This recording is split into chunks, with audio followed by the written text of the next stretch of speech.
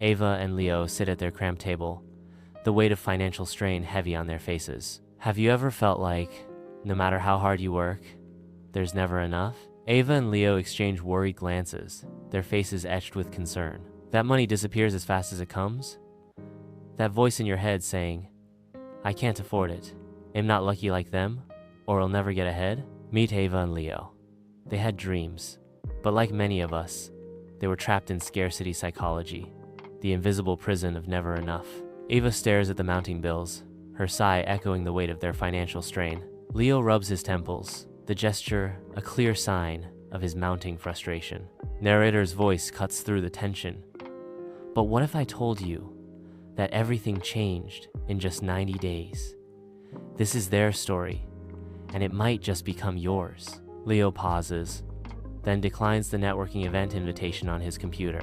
He types a message, muttering, "It's not worth the money." Narrator's voice echoes, "In scarcity mode, every decision feels like a loss." Ava ends the business course advertisement with a decisive click. "We can't afford it." I shake my head, a silent no etched on my face. Ava and Leo share a quiet meal in their small apartment. Ava reflects, "I used to think money was evil. We clipped coupons like it was war. But even then, we felt stuck." Leo adds, "We were just surviving, not living." Leo sits at his desk, his face a mask of disappointment. His boss walks by, congratulating a colleague. Leo's disappointment deepens. Then came the turning point. Leo was passed over for a promotion again. Ava checks her online shop, seeing barely any sales. Ava's handmade jewelry shop barely sold anything online. Their efforts didn't match their results. Frustration mounts as Ava sighs, the weight of unmet expectations heavy in the air. In her small apartment, Ava sits quietly on her worn couch, bathed in the soft glow of a single lamp. A line from the book captures her attention. "You don't attract wealth, you become someone who holds it." Narrator, VO. That line sparked a journey, not in dollars and mindset. Sunlight fills the coffee shop as Ava and Leo sit absorbed in their writing. The pens scratch against paper as they focus intently, a quiet determination filling the air. Narrator, VO. They started small with awareness. Actionable strategy, 1. Track language, beliefs.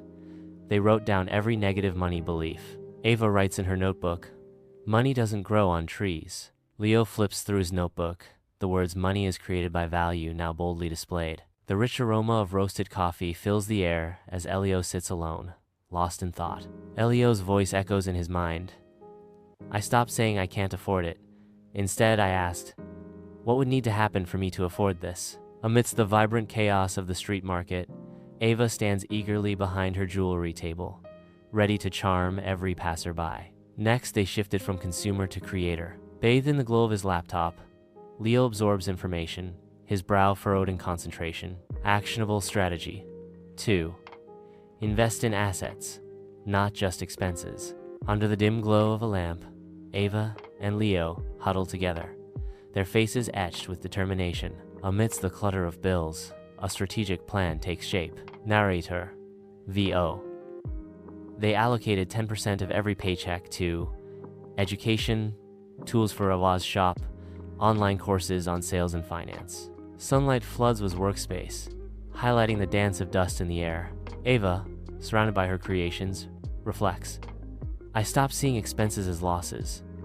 I started seeing them as leverage. Sunlight floods Leo's office, revealing dust motes suspended in the air. Leo reflects.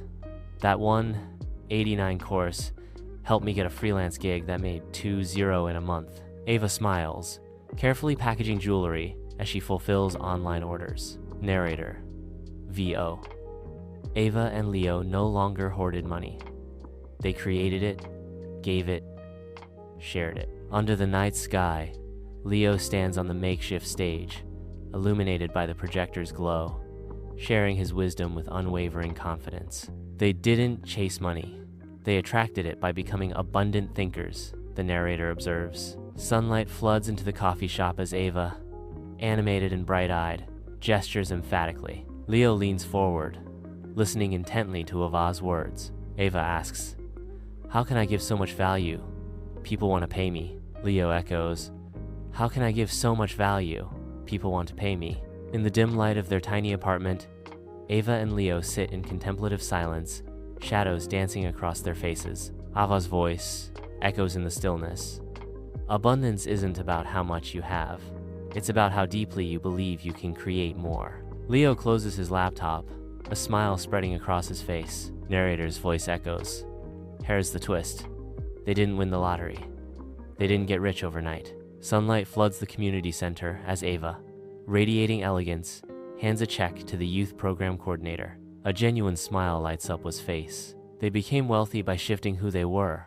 In the quiet of the tiny apartment, Ava and Leo exchange smiles, a silent acknowledgement of shared understanding. Words appear, a guiding principle.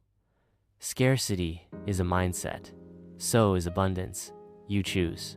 In the city park, Ava and Leo stroll, basking in the warmth of the sun and the joy of companionship. Their relaxed demeanor reflects a stark contrast to the stress that once clouded their lives. Narrator's voice echoes.